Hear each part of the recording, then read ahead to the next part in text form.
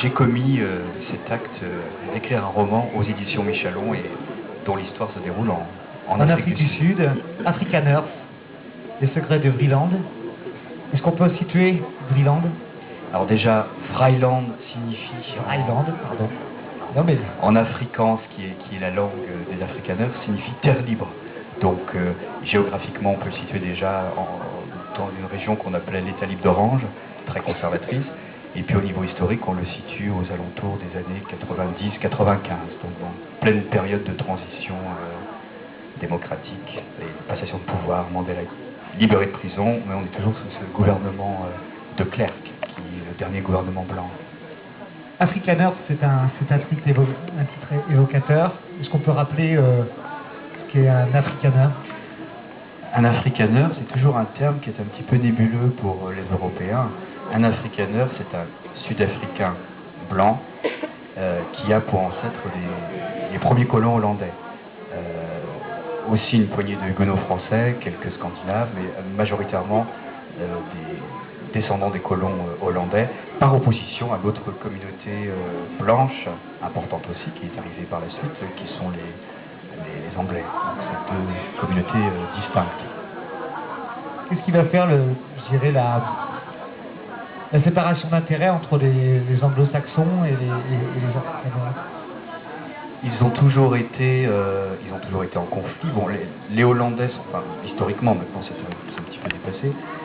Les Afrikaners sont arrivés en premier. Lorsque les Anglais sont arrivés, il y a eu aussi quand même, il faut savoir que l'Afrique du Sud c'est le diamant, l'or, donc il y a eu aussi économiquement, il y a eu aussi des convoitises qui ont été attisées par certaines régions possédées par les Afrikaners. Et puis politiquement, lorsqu'il y a eu aussi quand même l'abolition de l'esclavage, ça a posé certaines tensions puisqu'il y avait la main d'œuvre noire essentielle pour les Afrikaners. Donc on a eu à ce moment-là ce qu'on appelait la guerre des bourgs, donc qui a opposé Afrikaners et Anglais, et qui a vu la victoire des Anglais.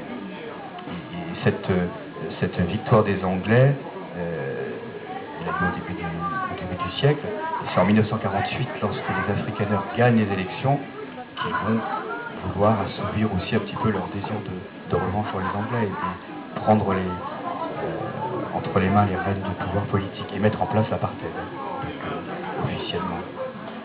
On comprend aisément que cet apartheid peut être, je dirais, nourri par un intérêt de main-d'œuvre, enfin en tout cas une logique de production qui permet peut-être d'avoir une main-d'œuvre pas chère. Est-ce qu'elle peut aussi se nicher ailleurs et particulièrement dans l'aspect religieux?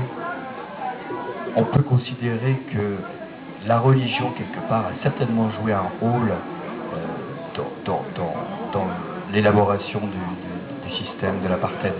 Il faut imaginer que quand on a eu ces premiers colons qui sont arrivés il y a quelques siècles, la seule source d'éducation, d'ailleurs, c'était la Bible.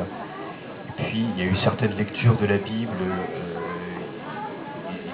On a toujours voulu forger les mythes de la nation afrikaner sur cette notion de peuple élu aussi. Donc la conviction que cette portion de terre leur est due et qu'il y a des strates entre les différents groupes humains.